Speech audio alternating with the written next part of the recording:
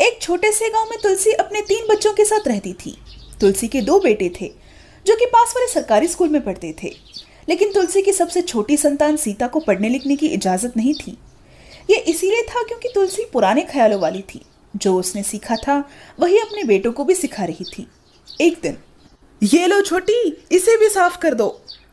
पर भैया मैं सुबह से काम कर रही हूँ, मुझे पढ़ने जाना है। आप ये एक बर्तन तो धो ही सकते हो ना, अब प्लीज धो दो ना। क्या कहा? मनोज भैया बर्तन धोएंगे? दिमाग विमाग ठिकाने पे है तेरा? हम लड़के हैं और लड़के ये सब काम नहीं करते। और तुझे पढ़ने की इजाजत किसने दी?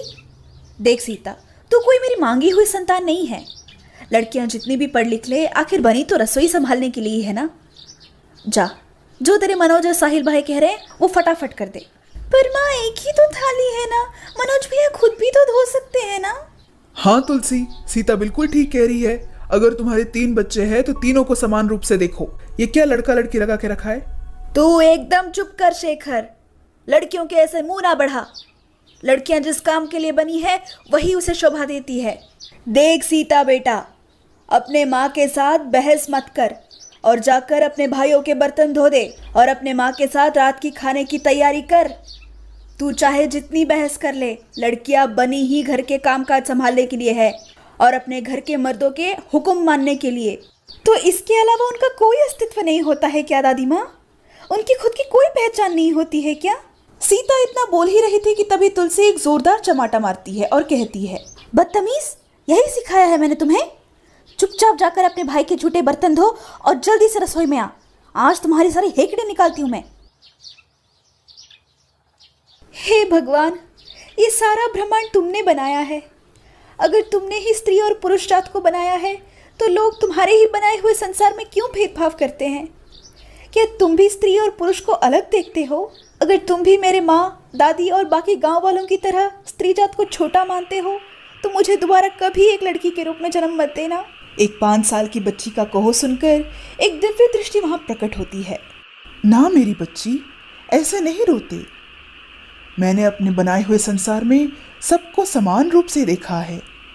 मैंने स्त्री जात को भले ही ऊपर से नरम बनाए हो, लेकिन अंदर से उनकी जैसी मजबूती किसी को नहीं दी। और पुरुषों को मैंने बाहर से सख्त और अंदर से नरम दिल बनाया है।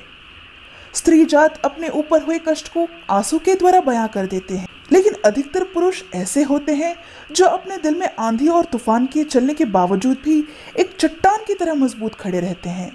पर यह बात भी निराट सत्य है कि मैंने तीनों जात को समान रूप से बुद्धि बांटे हैं। पर प्रभु, तीनों जात कैसे? हम तो 2 ही है ना। सीता बेटा, मैंने इस दुनिया को सिर्फ नर और नारी से ही नहीं बनाया है। नपुंसक भी मेरे ही संतान है। मेरे लिए तीनों जात एक समान ही है।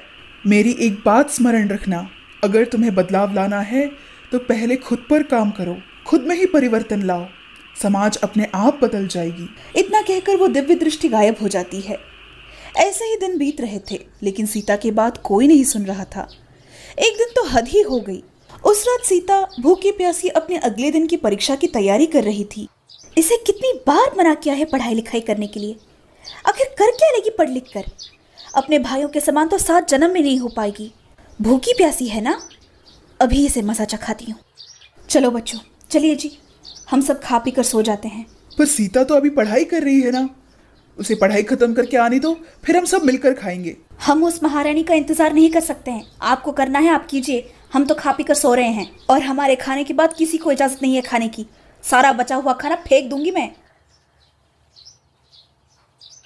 अरे माँ, सो गई क्या? मुझे खाना खाने नहीं बुलाई?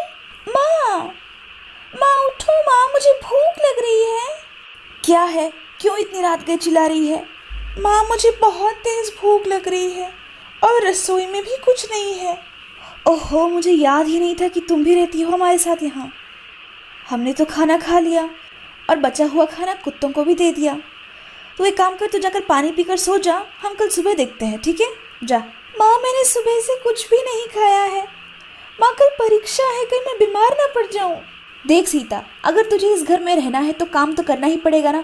तू अगर रोज रोज बहाने मारकर कमरे में पड़ी रहेगी तो एक दाना भी नहीं मिलेगा तुझे। और तू जो ये अपने भाइयों की बराबरी करने निकली है ना, वो तुझसे 7 जन्म में नहीं होने वाला है। तो ये भूत अपने सर से उतार दे। माँ, मैं किसी की बराबरी नहीं करना चाहती हूँ। मैं तो बस पढ़ लिख कर कुछ अच्छा बनना चाहती हूँ, तुम्हारे और पिताजी का नाम रोशन करना चाहती हूँ। माँ, तुम एक बात बताओ, क्या तुम्हें अच्छा लगता था जब नाना नानी और मामा जी तुम्हें छोटा दिखाते होंगे? बहस करने की तो तुम्हारी आदत सी हो गई है। अगर इतनी दिक्कत है तो निकल जाओ मेरे घर से। अरे ये क्या कर रही हो तुम? बच्ची है वो हमारी, रोक लो उसे। आप चुप रहिए। दिन ब दिन इसकी बदतमीजियाँ बढ़ती जा रही है। 1 घंटे बाहर नहीं रह पाएगी। जब सारा भूत उतर जाएगा खुद ब खुद वापस आ जाएगी। प्रातःकाल के कुछ 4 बज रहे थे, लेकिन रात के 9 बजे निकली सीता अब तक घर नहीं आई थी। सुनिए जी, सीता अब तक घर नहीं आई। आप जाकर देखिए ना कहाँ गई है मेरी बच्ची। तुलसी, इसीलिए मैं कह रहा था उसे रोक लो, पर तुमने अपनी जिद के आगे किसी की नहीं सुनी। अब पता नहीं मेरी बच्ची कहाँ होगी। मैं तो उसे वो समझाने की कोशिश कर रही थी जिसे वो समझना ही नहीं चाहती थी। मुझे लगा था कि वो आधे घंटे में वापस आ जाएगी। मैंने कभी नहीं सोचा था कि वो इस तरह कहीं चली जाएगी। क्या पता अगर उसके साथ कुछ गलत हो गया हो। देखिए, मेरी बच्ची बहुत डरपोक है, वो कहीं दूर जा ही नहीं सकती है। आप जाकर ढूंढ कर लाइए ना उसे। शेखर ने अपनी बेटी को ढूंढने की बहुत कोशिश की, लेकिन सीता कहीं नहीं मिली। शेखर अपनी बेटी को इधर उधर ढूंढ रहा था। बहुत समय ढूंढने के बाद सीता उसे एक मंदिर की सीढ़ी पर बैठी मिली। सीता, मेरी बच्ची, इतनी दूर कैसे आ गई तुम? पिताजी, मैं बस चलती जा रही थी।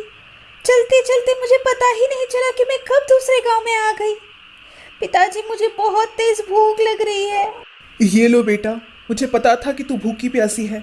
तेरे लिए तो संतरे लाया हूँ, फटाफट खा ले। पिताजी, क्या हम घर जा रहे हैं? नहीं मेरी बच्ची, हम घर नहीं जा रहे हैं। मुझे तुम्हारी माँ को सबक सिखाना है। तुम मेरे बनाए हुए बांस के घर में आज से रहोगी। वहां से तुम्हें कोई नहीं निकाल पाएगा। तुम जब तक चाहो तब तक वहां रह सकती हो। बिटिया, तू मुझसे वादा कर, तू यहाँ पढ़ लिख कर बहुत बड़े अफसर बनेगी, क्योंकि पढ़ाई ही एकमात्र जरिया है तुम्हारे माँ और माँ जैसे कई लोगों के मुंह बंद करने के। नहीं तो यह समाज चुप नहीं रहेगी बेटा। तुम्हें मैं अपने दिल में पत्थर रख के इस घने जंगल में अकेले छोड़ रहा हूँ। कहीं बाहर मत निकलना। मैं रोज आता रहूंगा तुमसे मिलने। शेखर बहुत मेहनत करता है और अपने बच्चों को पढ़ाता लिखाता है। शेखर अपने तीनों बच्चों को बहुत प्यार करता था, लेकिन ज्यादातर समय वो अपनी बेटी के साथ बिताता था, क्योंकि मनोज और साहिल के पास दादा दादी और तुलसी थे जो बहुत लाड़ प्यार देने वाले थे, लेकिन सीता के पास सिर्फ उसके पिता का ही सहारा था। सुनिए जी, मुझे पता नहीं आज अपनी बेटी की बहुत याद आ रही है। पता नहीं किस हालत में होगी। मुझसे अब ये पीड़ा और नहीं सहा जाता। काश मुझे मेरी बच्ची मिल जाए। अब क्या कर सकते हैं तुलसी, तुम्हारी बेवकूफ़ियों की वजह से आज मेरी बच्ची हमारे साथ नहीं है और पता नहीं कहाँ है, क्या कर रही है, कैसे है। अब रो मत तुलसी, मुझे पूरा यकीन है मेरी बच्ची जहाँ पे भी है स्वस्थ और सुरक्षित है। पता नहीं क्यों उसको खाना नहीं खिलाया था मैंने। काश मैंने वो सब कुछ नहीं किया होता। आपकी बेटी आज डॉक्टर बन गई है। क्या कहा? सच? तू डॉक्टर बन गई है बेटा? हाँ पापा, आपकी मेहनत रंग लाई। मैं जो भी हूँ आप ही की वजह से हूँ। आपने मुझ पर विश्वास दिखाई, उसी की बदौलत मैं आज डॉक्टर बन पाई हूँ। पापा, अभी तो माँ से मिल सकती हूँ ना? नहीं बेटा, अभी नहीं। जब सही वक्त आएगा मैं खुद तुम्हें तुम्हारी माँ से मिलवाऊंगा। तुलसी के तीनों बच्चे सफलता की सीढ़ियां चढ़ रहे थे, लेकिन फर्क सिर्फ इतना था कि सीता अपने पिता के शासन से शासित थी, इसलिए उसमें अच्छाई और दयालुता कूट कूट कर भरे थे। दूसरी तरफ मनोज और साहिल बिगड़ालू और घमंडी किस्म के थे, जिन्होंने सारे दुर्गुणों को अपना लिया था। एक रात दोनों भाई नशे में धूत पार्टी करके घर आते हैं। मनोज, साहिल, तुम दोनों शराब पीकर घर आए हो? तुम लोगों को शर्म नहीं आती? ए बुढ़िया, साइलेंट, वरना एक खींच कर कम पट्टी के नीचे मारूंगा। साहिल, ये कैसा तरीका है अपने माँ से बात करने का? बदतमीज। शेखर के इतने कहने पर मनोज ने एक जोरदार चाटा मार दिया। अबे बुढ़े, अपने हालत देख, कैसे हड्डी पसली है और तू साहिल को तमीज़ें सिखाने निकला है। तुम जैसे बेटे अगर हमारे नसीब में हो तो हड्डी पसली तो होंगे ही ना। तुलसी के इतने कहने पर साहिल ने उसे एक जोरदार धक्का मारा, जिससे वो जाकर दीवार पर टकराई, जिसकी वजह से उसके काफी खून बह रहे थे और वो बेहोश हो गई। कुछ समय बाद, ये हमसे क्या हो गया जी?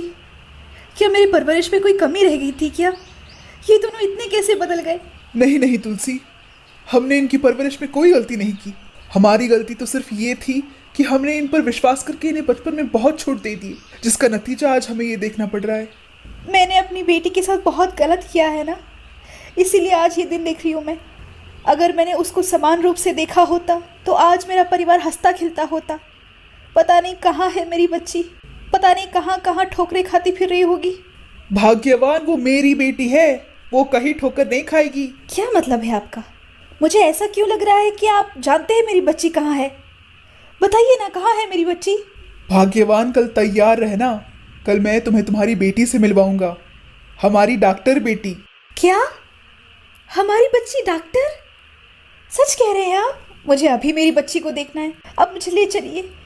नहीं तुलसी, रात बहुत हो चुकी है, कल मैं तुम्हें मिलवाऊंगा। अब चलो सो जाओ। तुलसी तैयार हो गई क्या? बहुत अच्छी लग रही हो। अच्छा चलो जल्दी से मेरी बच्ची के लिए कुछ अच्छा खाने पीने की चीज़ इंतजाम कर दो। वो तो मैंने पहले से ही कर ली है जी। मैंने अपनी बेटी को भूखी प्यासी घर से निकाला था ना, आज मैं उसे पेट भर खाना खिलाऊंगी। पर आप मुझे ये बताइए, आप दोनों पिता पुत्री इतने सालों से साथ मिले हुए थे, पर आपने मेरे पूछने पर एक बार भी उसके बारे में कुछ नहीं बताया, क्यों? मैं तुम्हें तुम्हारी गलतियों का एहसास कराना चाहता था तुलसी। तुम्हारे दिमाग में जो लड़का लड़की को लेकर कचरा भरा हुआ था ना, उसे साफ करने की कोशिश ही कर रहा था। और भाग्य का खेल देखो, जो मैं सिखाना चाहता था वो तुम्हें तुम्हारी बेटों ने सिखा दिया। अच्छा छोड़ो वो सब बातों को, मेरी बेटी कभी भी आती होगी और मैं ये नहीं चाहता कि वो ये सब बात सुने। माँ, मेरी बेटी आ गई। तुलसी अपनी बेटी को देखते ही गले लगाती है। मेरी बच्ची तू कैसी है? पापा के होते हुए मुझे कोई तकलीफ हो ही नहीं सकती है माँ, मैं बिल्कुल ठीक हूँ। पता है पापा ने मुझे पढ़ाया लिखाया है और मैं अब डॉक्टर बन गई हूँ। तुलसी, सीता और शेखर आपस में बात कर ही रहे थे कि तभी साहिल और मनोज आते हैं। ओए होए, कौन है ये चंपाकली? एकदम मीठी पान लग रही है। शेखर का सब्र का बांध टूट जाता है और वो साहिल को एक बहुत तेज चमाटा मारता है। अबे जाहिल इंसान, बहन है वो तेरी। क्या? सीता? सीता मेरी बहन? सीता क्या ये तुम हो? कहाँ थी तुम इतने दिनों तक? हाँ, मैं सीता हूँ, पर आपकी बहन नहीं। आप मेरे भाई नहीं हो। आप भाई तो क्या, आप इंसान कहलाने तक लायक नहीं हो। आप दोनों को थोड़ा सा भी अंदाज़ा है माँ ने आप दोनों के लिए क्या कुछ नहीं किया? उनके लिए आप दोनों ही सब कुछ थे। आप दोनों से बढ़कर उन्होंने कभी कुछ देखा ही नहीं, इसीलिए ना आपने उन पर हाथ उठाया। आप जैसे लोगों की वजह से लड़कियां घर में भी सुरक्षित नहीं हैं। अभी थोड़ी देर पहले आप मुझे क्या कह रहे थे? मीठी पान? अरे छोटी, मुझे पता नहीं था कि वो तुम हो। अच्छा, मैं हूँ इसीलिए आपको बुरा लग रहा है। कोई और होता तो आपको कोई फर्क ही नहीं पड़ता ना। भैया, आप क्यों नहीं सोचते कि वो लड़की भी किसी की बहन होगी जिसे आप छेड़ते होंगे? आप ये क्यों नहीं सोचते जिस लड़की को आप छेड़ते हैं उसके भाई या पिता भी होंगे जिन्हें बहुत बुरा लगता होगा ना भैया? बस करो छोटी, हमें बहुत शर्मिंदगी महसूस हो रही है। हाँ छोटी, माँ, पिताजी, आपसे हम हाथ जोड़कर माफ़ी मांगते हैं। हम कभी ऐसी गलती दोबारा नहीं करेंगे। सीता बेटा, मैं तुझसे माफ़ी मांगना चाहती हूँ। बेटा मुझे माफ़ कर दे। तूने मुझे वो समझाया है जिसे समझने की कीमत मैंने 15 साल तुझसे दूर रह कर दिए हैं। नहीं माँ, तुम ऐसा मत कहो। तुलसी, मेरी बेटी तो साक्षात लक्ष्मी मैया है। उसके आने से हमारा पूरा परिवार फिर से इकट्ठा हो गया।